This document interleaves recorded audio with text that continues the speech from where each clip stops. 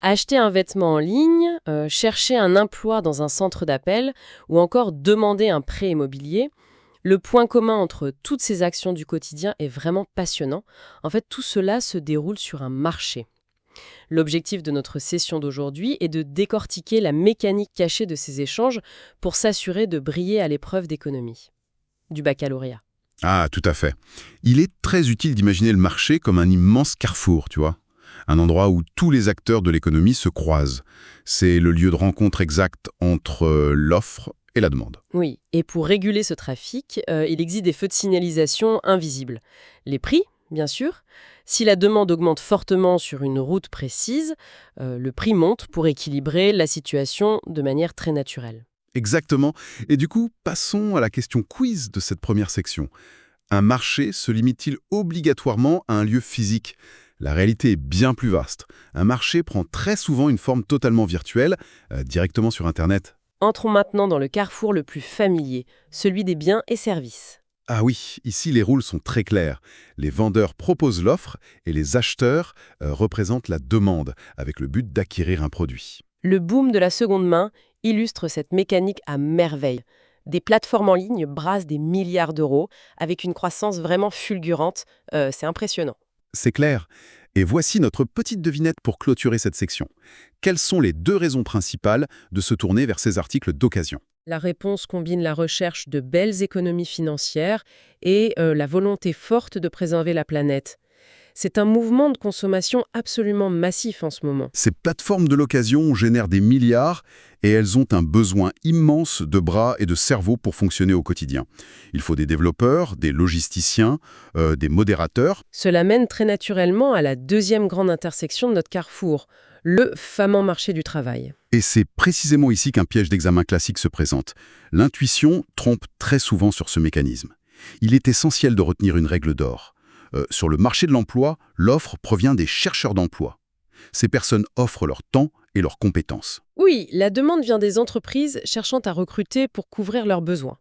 Il est en effet assez étonnant de réaliser qu'en cherchant un poste, on se positionne du côté de l'offre. Absolument. Le cas des chantiers navals de Saint-Nazaire rend cela très concret. Une commande gigantesque de navires fait exploser la demande de main-d'œuvre. De l'autre côté, une hausse du coût des matières premières a le pouvoir de ralentir ce marché et de faire baisser le volume des embauches. Un petit test rapide pour bien mémoriser ce concept. Sur ce marché du travail, qui représente l'offre? La réponse à retenir pour l'examen est la suivante. Les salariés et les candidats. Pour construire ces immenses navires ou développer des plateformes mondiales, des fonds colossaux sont indispensables.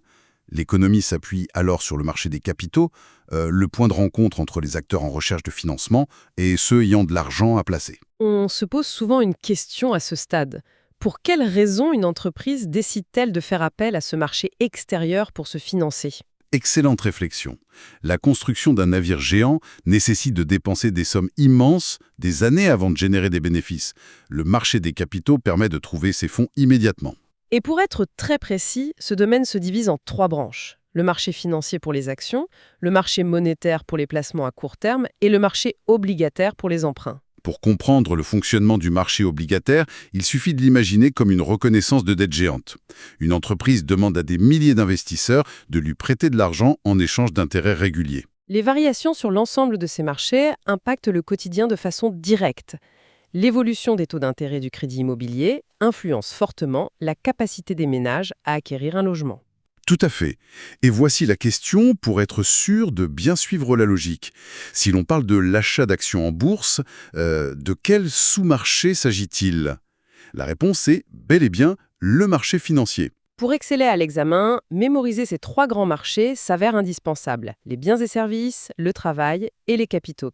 Chacun possède sa propre mécanique d'offre et de demande. Réfléchir au lien entre ces voies apporte une vraie valeur ajoutée aux copies. Une hausse des taux sur le marché des capitaux a la capacité de freiner la consommation de biens et par conséquent d'impacter le volume d'emploi sur le marché du travail. Ce grand carrefour de l'économie forme un écosystème vivant où chaque variation entraîne une réaction en chaîne sur les autres voies. La maîtrise de ces bases fondamentales garantit l'obtention de précieux points. La réussite est totalement à portée de main avec des révisions régulières et sérieuses. C'est le secret du succès. Révise ton bac avec Choisis ta formation et ton métier.